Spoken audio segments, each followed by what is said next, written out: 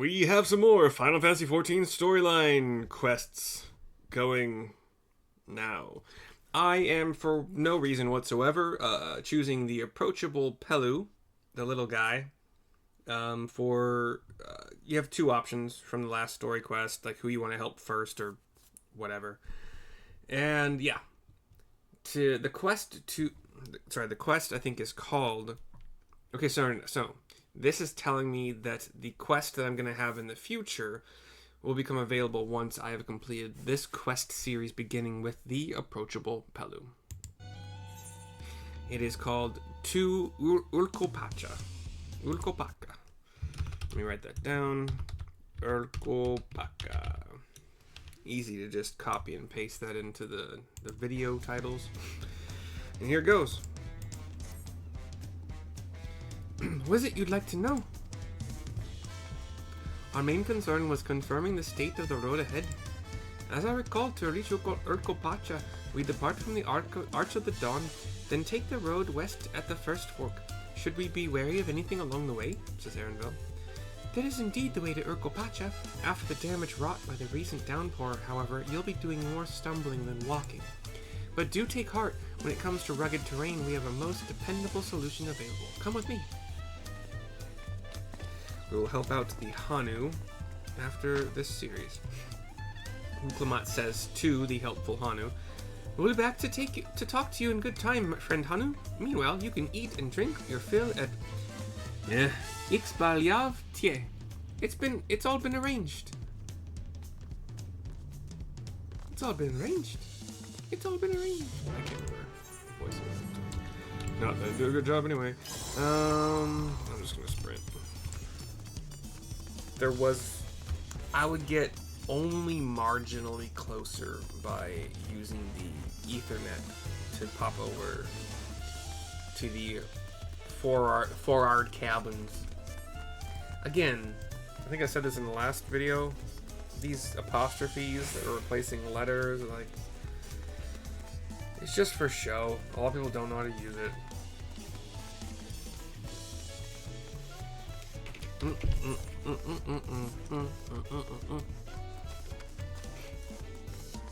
The approachable Pelu is standing outside of this alpaca.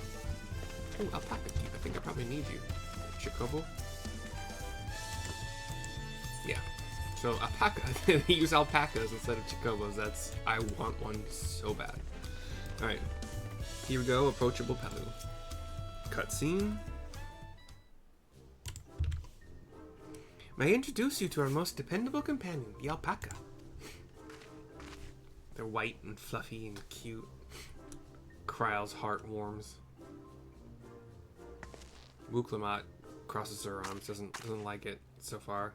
These animals can traverse Urqopacha's steep mountain trails as if they were gentle fields, and all while carrying heavy loads.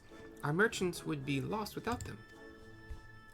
So they fill much the same niche as our chocobos back home, says Kryle. You don't have alpacas in Eorzea? Says Wook. Alpacas are native to Yogg-Toroil. Eorzea has its chocobos, and the eastern lands have their horses. Why go to the trouble of breeding another pack beast in a place which ill suits its qualities and where it is not needed anyway? But must we ride these little monsters? Says Wook. I'm sorry, voices are bad right now. I get the impression you aren't fond of alpacas, says Kryle. When I was small and being a bit naughty, I went around pulling on their wool. One of them spat on me, and it was the foulest stench you can imagine. Haha, I see. What do they like to ride? Says Elisei. Alpacas bred as mounts are inquisitive and docile. Even those without experience find them easy to handle, says Aaronville.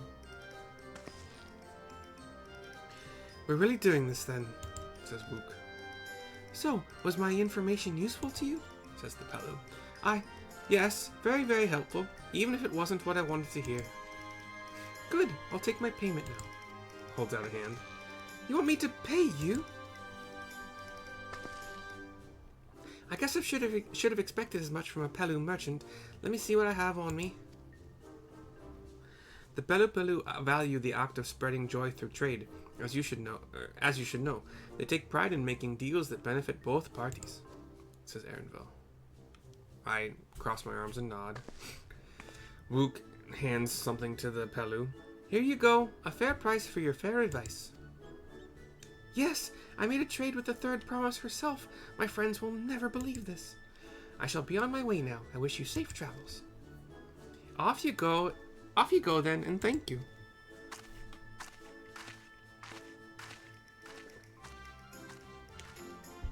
I better not get spit on again.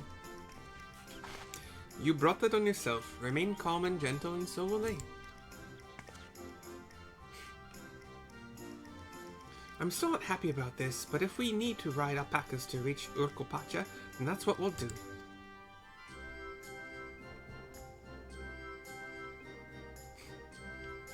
Fists and palms, nods, smiles. We're all in agreement, obviously.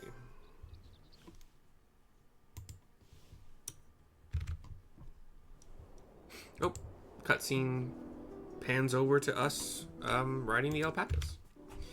Kind of a canyon. Turali poets of yore sang of a mountain that would stand tall, even should all other lands sink beneath the sea. Indomitable and eternal, it arises from Urqopacha, the 100 peaks of time. There is indeed a tall, snowy mountain. Of all the beasts which crawl and fly, only the legendary Valigarmanda could hope to disturb the summit's serene majesty. Yet, with that flying calamity imprisoned by the Dawn Serpent, what great feat remains for those who would claim the throne? Urqopacha.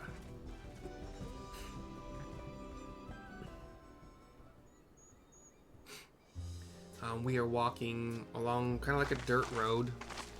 There's grass to either side. Cacti. So this is Urqopacha. I've never actually been here before. There are also, like, among the grassy kind of fields, or, you know, kind of like on the borderline of becoming desert, you know, with the cacti and the dirt, but there is enough grass that you would say it's actually verdant enough. But there are kind of like your occasional, like, little rocky, like a rocky cliff face roughly 10 feet tall that, you know, once you get to the top, you have a flat plain where there's more grass, and you kind of have a couple, like, steps like that here and there. You have a fair number of them, actually.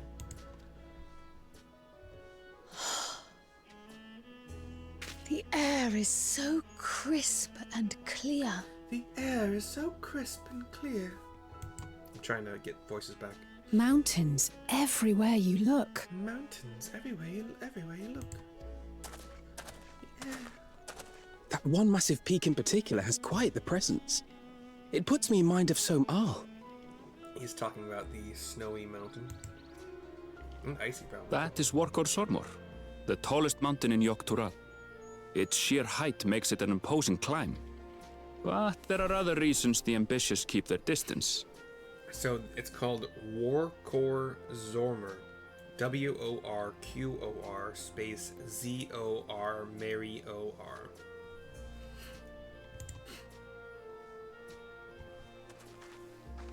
Oh? Do tell.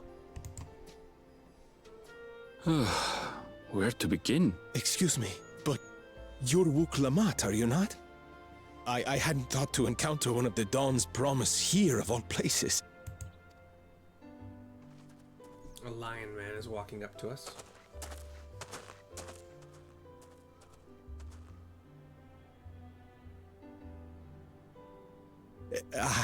But I should introduce myself.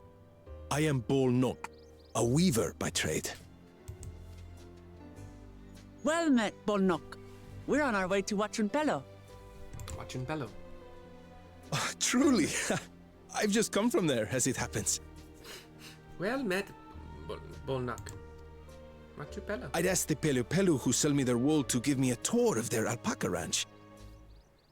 The head rancher and I shared a bottle of mezcal while he explained the finer points of wool production. Mezcal, is that a local beverage? Don't we have mezcal? in like our world. Isn't it like a tequila? It's an Urqopacha specialty. A spirit made from distilled agave heart juice. Ah, it is tequila. Agave. Yes, and it must have done wonders for my mood, for I tripled my usual order of alpaca wool. They did offer me a discount, though, so it wasn't a bad deal in the end. And I'm sure you'll use it all. I don't think the wool goes bad, but actually be interested to know. Hold on a second. Sorry. I want to know.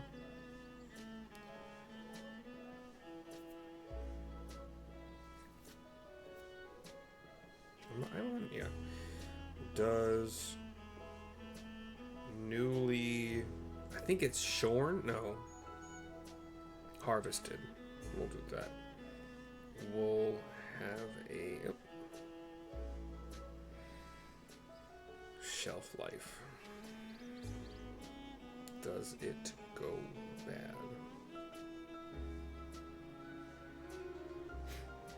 Typically, no. It can degrade over time. You gotta store it properly, cool, dry place, so there's no mold or mildew or insects. Moths and carpet beetles can damage them. Moisture is bad. So use airtight containers or bags with desiccants. Too much light is bad. Air circulation is good to prevent musty odors and keep it fresh. Too much air might attract dust or insects. Cool. But it could age. It could become brittle or loses elasticity during aging. It also takes many years under poor storage conditions. Cool. Unprocessed wool, which is called grease wool, can be stored longer than processed wool. Natural oils give it some protection. Cool. I like learning new things. Alright, let's continue. Sorry. So yeah, he'll make good use of it for however long to come.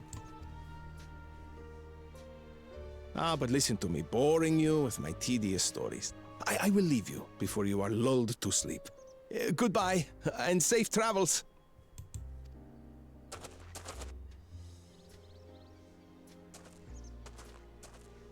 Oh, silly me. I almost forgot to say the thing I actually wanted to say. Peace for Tural. I agree with your vision, Third Promise. You have my support in your bid for the throne.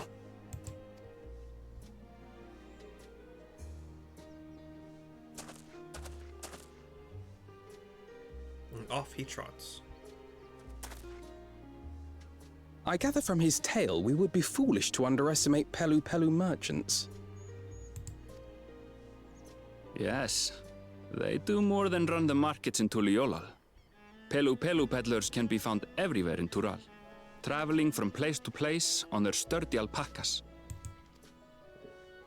They are effusive and engaging speakers, and many's the customer who's been talked into spending more than they bargained for. Sorry. I will try to click and progress here.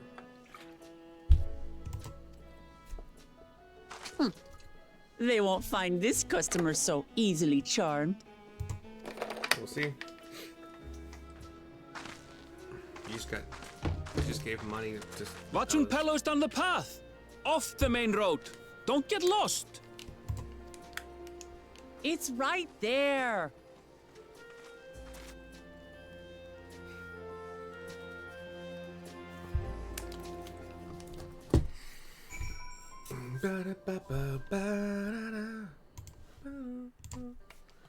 Enjoy the ambiance.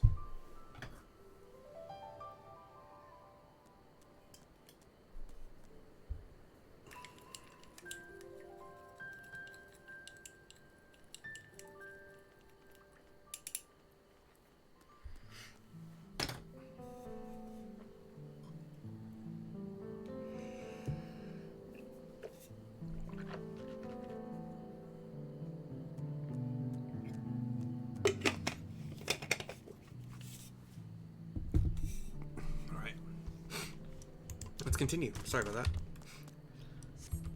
We have some non-threatening alpacas. As I summon my golden dog, whose name... not Apollo. I want to say Apollo, but that's not right.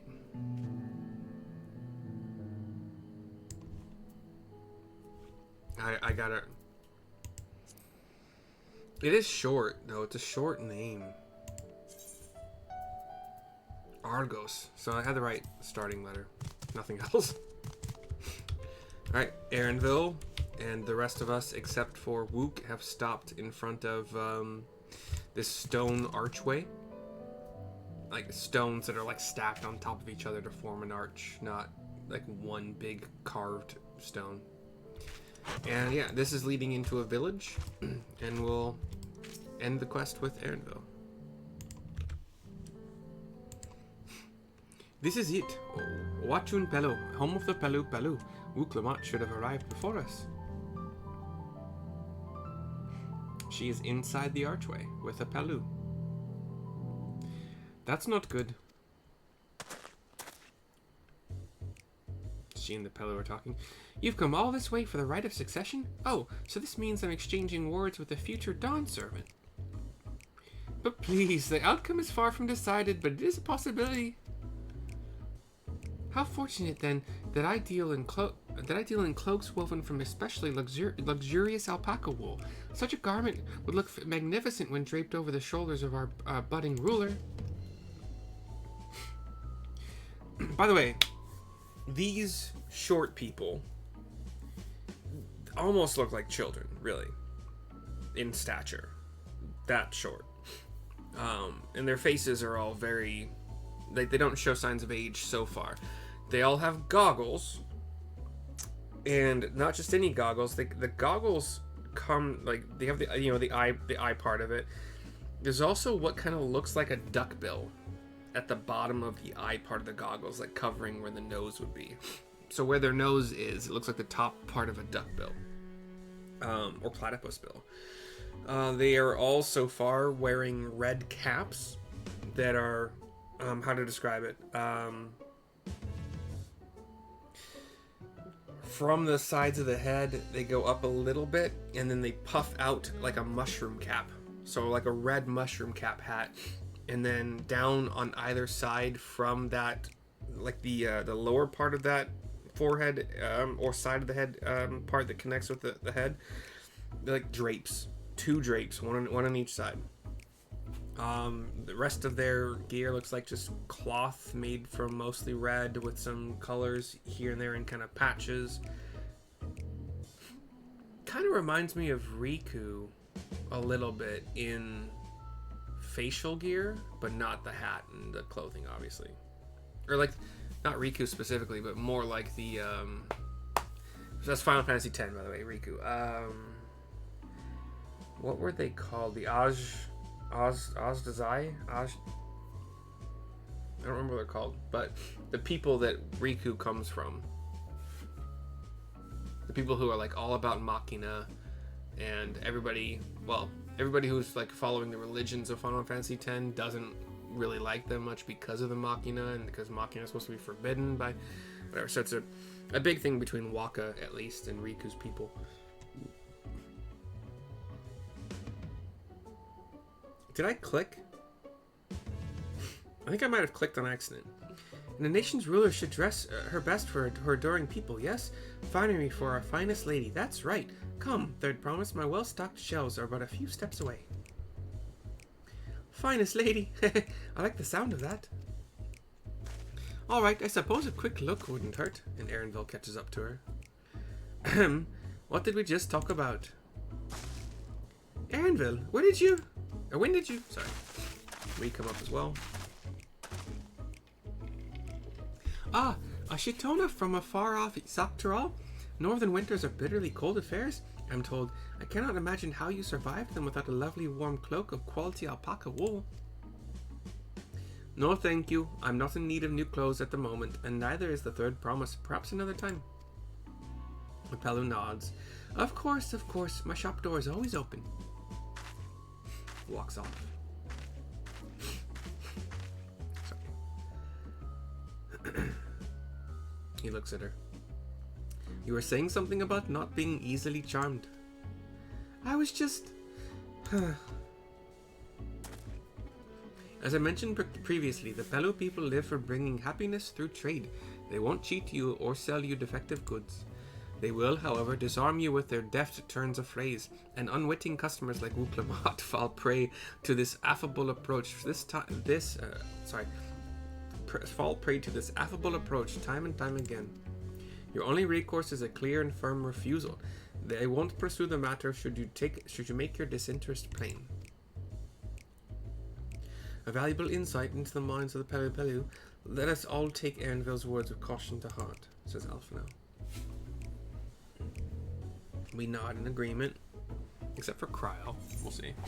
We'll see what Kryl does. Crazy lady. To Urqopacha is complete.